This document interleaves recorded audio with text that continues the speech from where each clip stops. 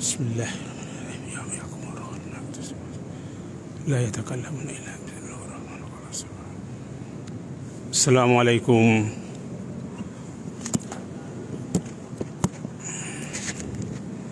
Assalamualaikum warahmatullahi wabarakatuh. Alhamdulillahi rabbil alamin. Wassalatu wassalamu ala rasulillahil karim wa ala alihi wa ashabihi ajma'in. Allahumma la ilma lana illa ma 'allamtana innaka antal alimul hakim. Fa'allimna ma yanfa'una wanfa'na bima 'allamtana. Allahumma ij'alna mimman yastami'una al-qawla fayattabi'una ahsanah. ولا تجعلنا ممن أعرض عن ذكرك فإن له معيشة ضنكا وأدخلنا في عبادك الصالحين برحمتك يا أرحم الراحمين.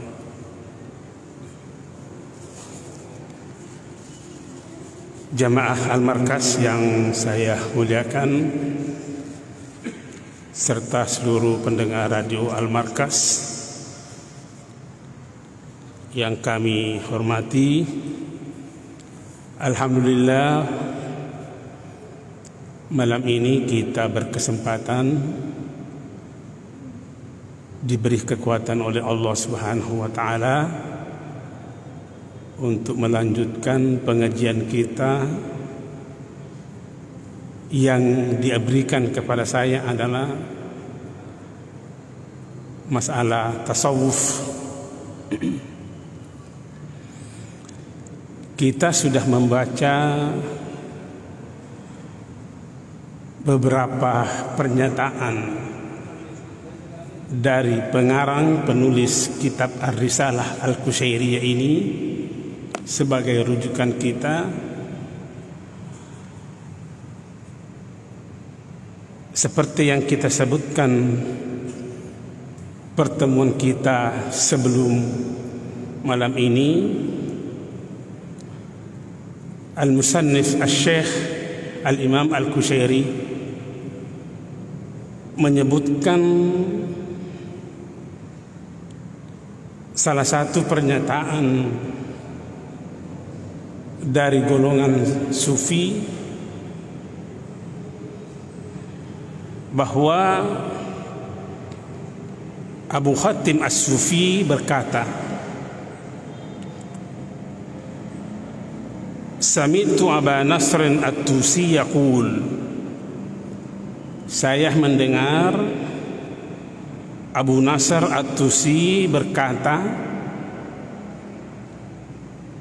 Su'ila Ru'aim an awwali fardi iftaradahu Allah azza wa jalla ala khalqi ma huwa. Ketika beliau ditanya tentang kewajiban apa yang pertama harus dipenuhi oleh seorang hamba dalam kehidupannya, faqal,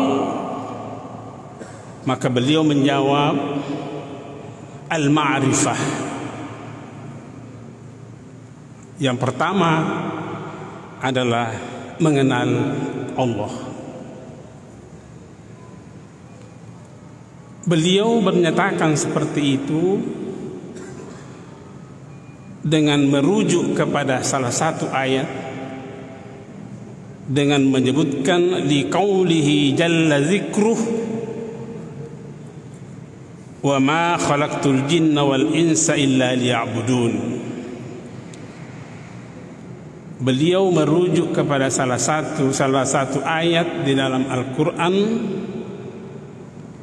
dalam surah Az-Zariyat ayat 56 yang artinya,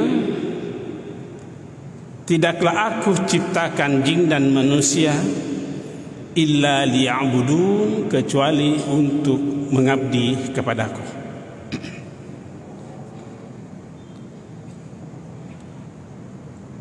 Beliau mengutip pernyataan salah seorang sahabat Nabi,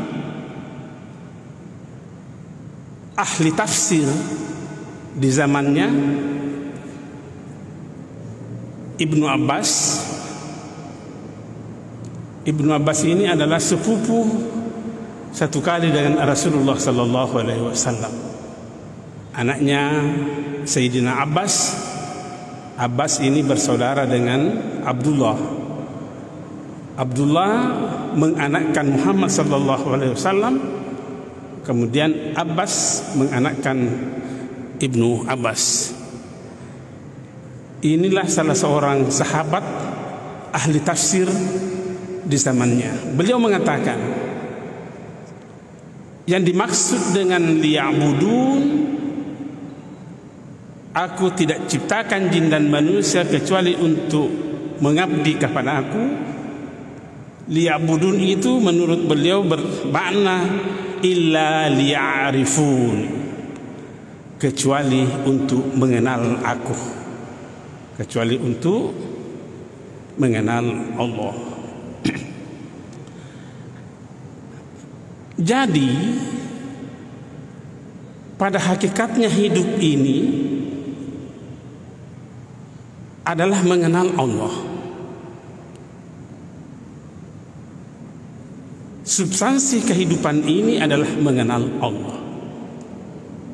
Coba kita lihat, wa ma khalaqtul jinna wal ins, tidaklah aku ciptakan jin dan manusia, berarti hidup, illa liya'budun, kecuali untuk mengabdi kepada aku. Kalau kita merujuk kepada pendapatnya Ibnu Abbas, illa liya'rifun, kecuali untuk bermakrifah kepadaku.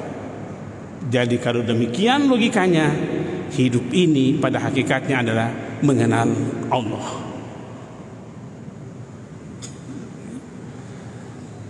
Ibadah sangat berkaitan dengan persoalan kemakrifahan. Kita juga bisa mengatakan bahwa sesungguhnya warna hidup ini, warnanya hidup ini cuma satu, ibadah. Warna hidup ini cuma satu, mengenal Allah. Kita juga bisa berkata bahwa kalau demikian maknanya, yang tidak mengenal Allah pada hakikatnya adalah tidak hidup. Tidak hidup. Ya. Karena dikatakan illa, kecuali. Ya. Nah, sekarang yang menjadi persoalan ini, ulama-ulama sufi kita memberi pemaknaan tentang ibadah itu. Illa liya'budun, kecuali untuk mengabdi kepada aku. Pengabdian ibadah, kalau kita mau mencoba mengaitkan dengan apa yang dinyatakan oleh Ibnu Abbas ini, ibadah nanti bisa disebut sebagai sebuah ibadah kalau rohnya adalah bermakrifah kepada Allah. Sebesar apapun yang kita lakukan, kalau tidak bermakrifah kepada Allah, maka tidak bisa digolongkan sebagai sebuah ibadah. Rohnya ibadah adalah ma'rifah kepada Allah. Rohnya kehidupan ini adalah bermakrifah kepada Allah Subhanahu wa ta'ala. Kenapa? Ada salah seorang ulama sufi berkata, namanya ini adalah Abu Sa'id bin Abil Khair, disebutkan dalam salah satu kitab, sa'alahu ahaduhum yawman qaila, pada suatu hari beliau ini ditanya, Ayuhas syekh, wahai syekh, mal ibadah? Apakah itu ibadah? Apakah yang dimaksud dengan ibadah? Maka sang syekh menjawab, faqal khalaqakallahu hurran fakun kama khalaqakallah. Artinya, Allah telah menciptakan kamu hurran, merdeka.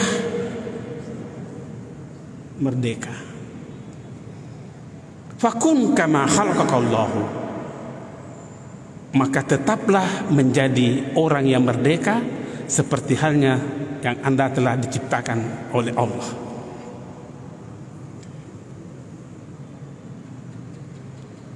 Merdeka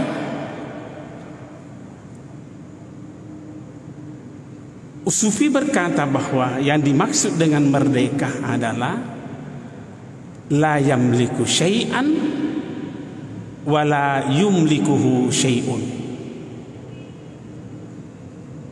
Tidak memiliki apa-apa dan tidak ada apa-apa yang memilikinya. Itulah orang merdeka.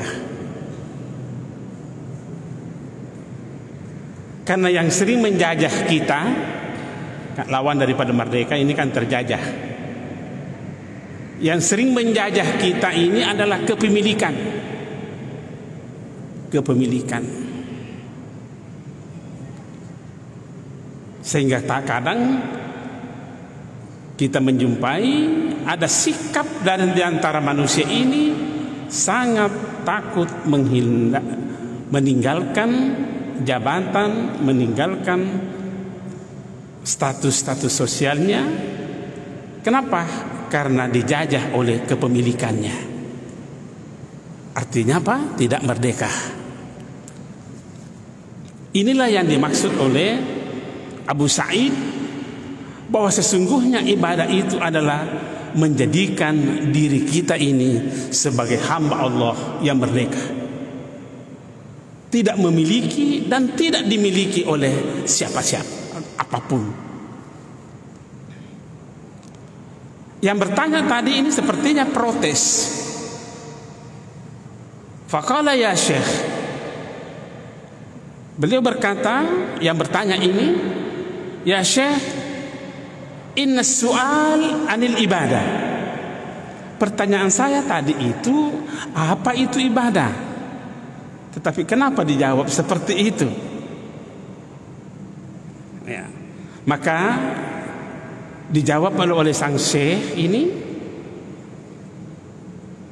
beliau berkata, ala ta'lam, tidakkah kau mengetahui annaka lan tasira abdan ma lam tatakharrar minal kaunain. Sang syekh menyatakan dengan tegas, tidakkah kau tahu bahwa kamu tidak akan pernah menjadi seorang hamba yang mulia di mata Allah kecuali engkau telah menjadikan dirimu orang yang merdeka. Jadi kalau begitu, fal abdu, seorang hamba, huwa man ya'rifullah, mereka inilah yang mengenal Allah. Sehingga kita menemukan di dalam ayat Al-Quran itu kata-kata abdun, hampir semua kata-kata abdun yang ditunjuk dalam Al-Quran adalah makhluk-makhluk Allah yang mulia. Kenapa? Karena memang ada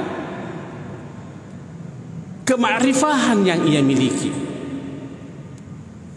Subhanalladzi asra bi 'abdihi. Maha suci Allah yang memperjalankan hambanya. Siapa yang dimaksud hambanya di sini? Muhammad sallallahu alaihi wasallam. Dalam suratul Kahf juga dikatakan fawajada abdan min ibadina. Ketika Musa bersama dengan temannya menemukan seseorang hamba dari hamba-hamba Allah yang dimuliakan oleh Allah. Siapa yang dimaksudkan di situ? Adalah Nabi Khidir. Kenapa mendapat gelar abdun? Karena dia mampu bermakrifah kepada Allah Subhanahu wa taala. Tidak ada makhluk lain selain daripada manusia yang mendapat sebutan abdun. Dan tidak semua manusia bisa mendapat gelar abdun. Tidak semua. Memang Allah menciptakan kita ini sebagai makhluk. Status kita semua ini adalah makhluk. Kalau status kemakhlukan, maka tidak ada bedanya kita dengan sapi, tidak ada bedanya dengan batu, tidak ada bedanya dengan tumbuh-tumbuhan, tidak ada bedanya dengan yang lain. Tapi karena kita diberi kemampuan oleh Allah untuk bermakrifah, maka meningkatlah manusia ini yang bermakrifah ini menjadi abdun. Ya. Kenapa menjadi abdun? Karena dia mampu menjadikan dirinya orang yang merdeka di muka bumi ini, tidak dijajah oleh kepemilikannya. Salah seorang ulama lagi yang menyatakan bahwa yang dimaksudkan dengan ibadah illa liya'budun, seperti ayat tadi yang kita baca, yang tertulis dalam kitab yang kita baca ini,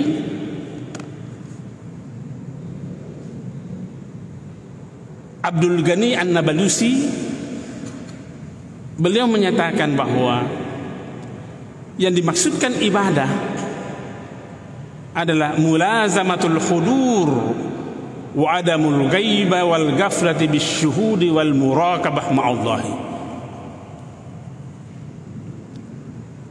Tidak pernah, kalau kita mau maknai secara singkat, tidak pernah tidak melihat keesaan Allah. Kapanpun, dimanapun, bagaimanapun keadaannya, tidak pernah lalai melihat keesaan Allah. Itu baru dikatakan ibadah menurut Abdul Ghani An-Nablusi. Orang yang memiliki pandangan seperti ini, orang yang memiliki pandangan seperti ini tidak akan mungkin melakukan sesuatu yang di luar daripada ketentuan Allah Subhanahu wa taala, hatta sampai kepada makhluk yang terkecil. Kenapa? Karena baru melihat itu, yang pertama dilihat adalah keesaan Allah Subhanahu wa taala.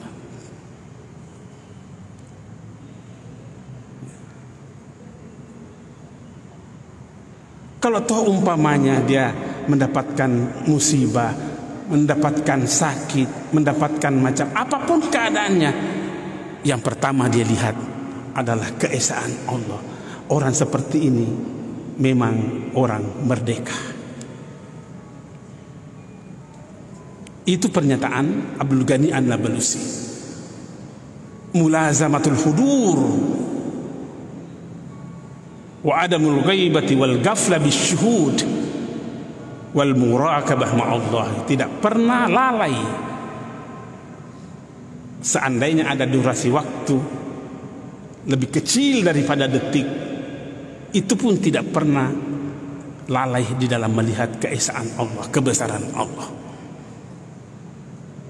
Maka orang seperti ini adalah, seandainya ada sesuatu yang makhluk yang terkecil, itu pun juga tidak akan mungkin mau menganiayahnya.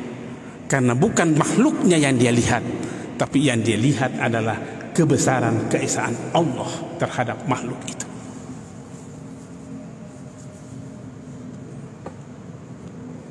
Ini kalau kita menerapkan prinsip ini, tidak akan mungkin kita mau menghina orang lain.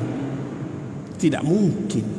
Karena bukan orang lain yang kita lihat, tapi yang kita lihat adalah kebesaran Allah.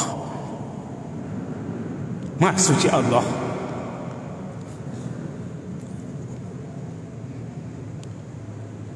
Kita ambil lagi pendapat ulama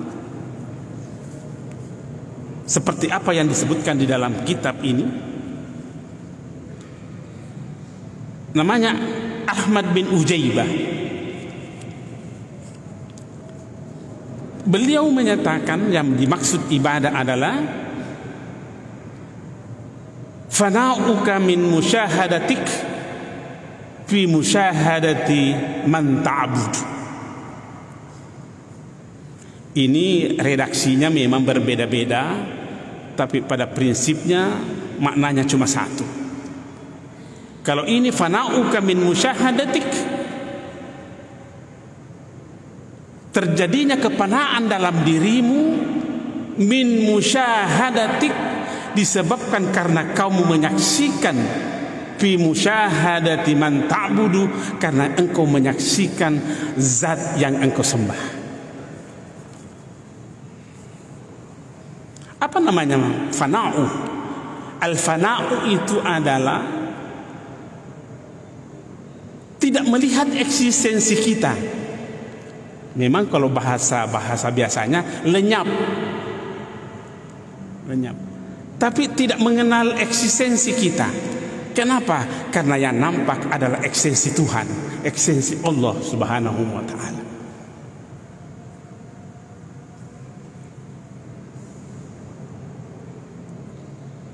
Saya mau berikan contoh konkret ini sebagai wujud daripada al-fana.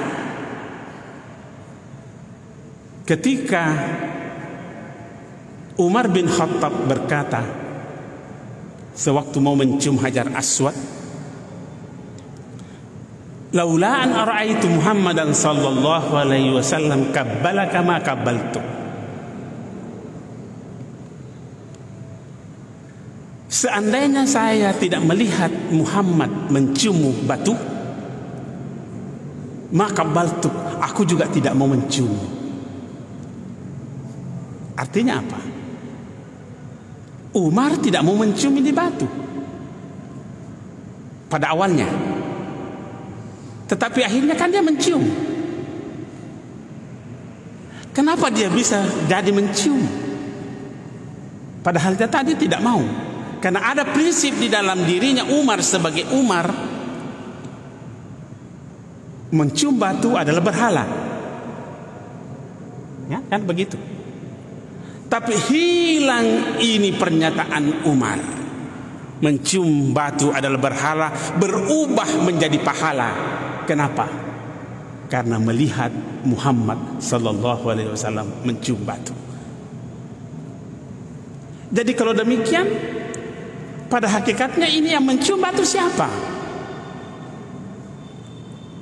Umar atau Muhammad? Ya, kalau kita mau bicara tentang al-fana, maka Umarlah yang mencium batu. Ada energi Muhammad masuk dalam dirinya sampai dia mau mencium. Saya beri contoh konkret lagi. Ketika Pak Wali Kota mau berkunjung ke rumah Anda pagi-pagi dan mengatakan besok pagi saya mau ke rumahmu, Anda sebagai Anda, saya bilang ini, Anda sebagai Anda itu mandinya jam 7. Itu Anda sebagai Anda mandinya jam 7. Tetapi ketika ini Pak Wali Kota menyampaikan saya mau berkunjung ke rumahmu jam 7, maka Anda mengubah mandi Anda menjadi jam 6. Kalau begitu siapa yang mandi jam 6? Siapa yang mandi jam 6? Ini namanya al-fana. Jadi kalau demikian, apapun yang kita lakukan di muka bumi ini, itu pada hakikatnya adalah tidak akan lepas dari kebesaran Allah Subhanahu wa Ta'ala. Jangan pernah kita sok.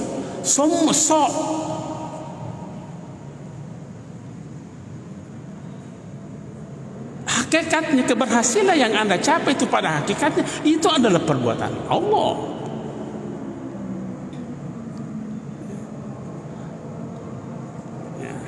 Ini kalau kita mau melihat pengertian ibadah oleh Ahmad bin Ujaibah. Beliau mengatakan, fana'uka min musyahadat fi musyahadati man ta'budu.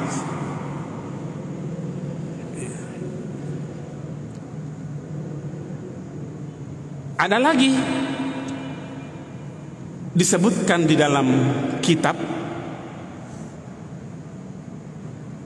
seorang sufi namanya Ibrahim bin Mustafa. Sebenarnya definisi seperti ini banyak sekali, tapi kita hanya mensortir dari kitab-kitab itu. Beliau mengatakan, huwal khuruju anil awsafil basyariyah. Ini menitik beratkan kepada sikap dan perilaku manusia. Ibadah pada hakikatnya adalah bahwa kamu keluar dari sifat-sifat jelekmu sebagai manusia.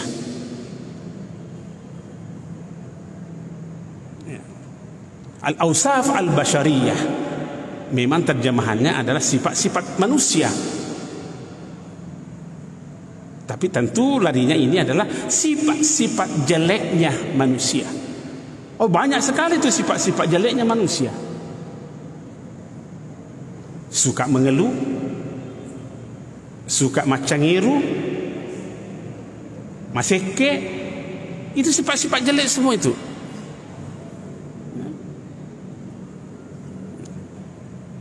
Wa man kharaja 'anil awsafil basyariyah,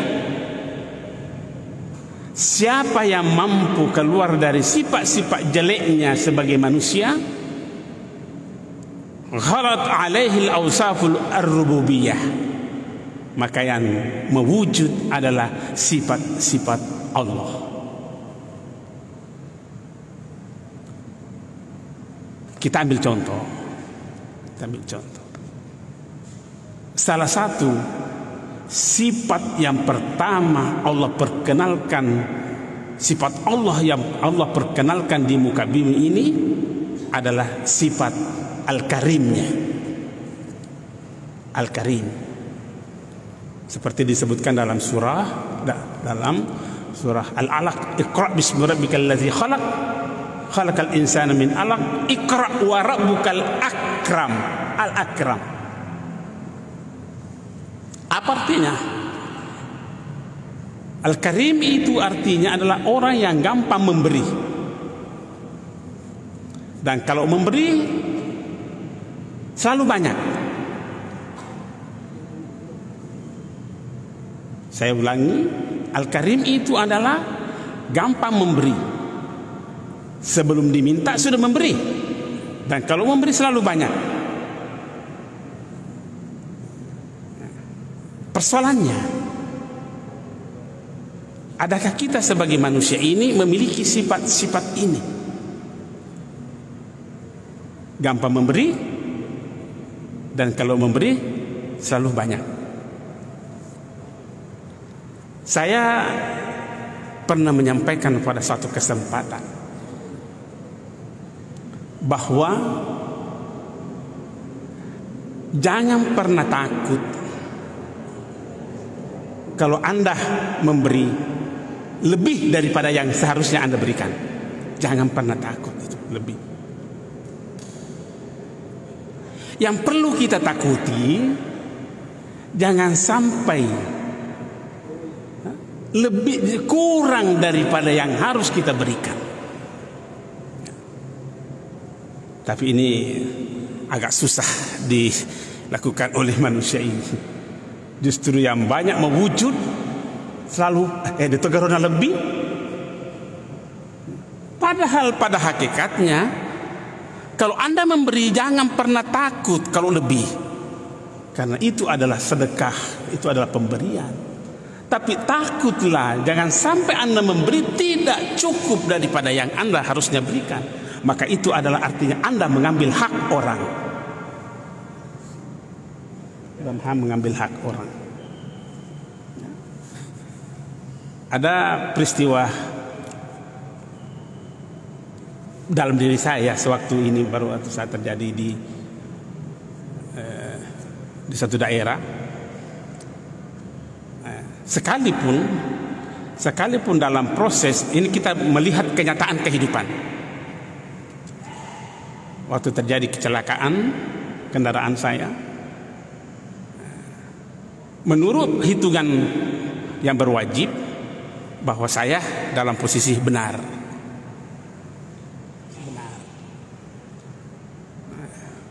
Tapi karena orang yang menabrak saya ini ada kekuatannya yang dia lihat, ada kekuatan yang ia miliki, jangan bisa saya sebut apakah dia, pokoknya ada kekuatan, pihak berwajib meminta ini dan meminta itu. Jadi saya bilang saya tidak keberatan Anda meminta seperti itu kepada saya, dan saya mau memberi selama saya mampu. Tapi saya takut jangan sampai yang Anda minta itu kepada saya bukan hak Anda. Bukan hak Anda. Hati-hati. Inilah yang akan menghancurkan Anda di dunia ini. Boleh jadi Anda senang pada saat menerima itu, tetapi ingat tidak ada berkahnya dan bisa menjadi musibah lebih parah dengan itu. Makanya jangan pernah takut kalau memberi lebih, tapi Anda harus takut jangan sampai Anda mengambil lebih. Itu. Ini yang kalau seperti ini yang kita wujudkan, ini namanya al-awsaf al-bashariyah. Sifat-sifat jeleknya manusia sering muncul seperti ini. Kalau memberi selalu kurang dari yang seharusnya, tetapi kalau dia mengambil selalu lebih daripada yang seharusnya. Apakah kita mau mengatakan bahwa ini sifat-sifat Allah? Tidak mungkin. Kenapa bisa terjadi seperti itu? Kembali dalam pernyataan kitab ini, karena hidupnya tidak berbasis ma'rifah kepada Allah.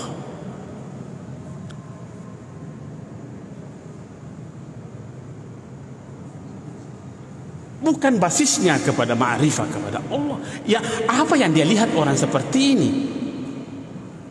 Bukan kebesaran Allah yang dilihat. Pernyataan tadi bahwa kita kan hanya sampai jam 19.30 dan sudah sampai. Saya kira ini baru satu alinea kita baca. Nantilah lain kali lagi kita sambung. Insya Allah mudah-mudahan Allah memberikan kemampuan dan kemauan untuk mengikuti apa yang kita sampaikan pada kesempatan ini. Mari kita berdoa kepada Allah Subhanahu wa taala. Amin. Allahumma shalli wa sallim ala sayyidina Muhammadin fil awwalin wal akhirin. Wa shalli wa sallim ala sayyidina Muhammadin fi kulli waqtin wa hin. Wa shalli wa sallim ala sayyidina Muhammadin fil mala'il a'la ila yaumiddin. Allahumma aftah alaina abwaaba kulli khairin. Fatahta ala awliyaika wa anbiyaika wa rusulika wa ibadika as-salihin.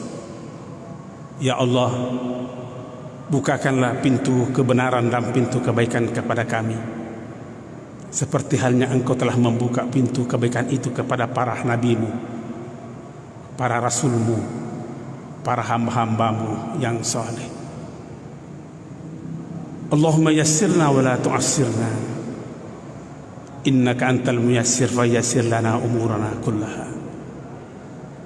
اللهم بارك أولادنا وارزقنا برهم ولا تدرنا فاجرهم. اللهم صرف عنا السوء وسيء الأسقام بما شئت وكيف شئت وعنا شئت برحمتك يا أرحم الراحمين. اللهم إنا نسألك أن تفتح علينا من هزائن رحمتك ما يشفينا به من كل داء. اللهم إنا تحصنا برب الملكوت وتوكلنا على الحي الذي لا يموت. وصلى الله على خير خلقك سيدنا ومولانا محمد صلى الله عليه وسلم والحمد لله رب العالمين. الفاتحة.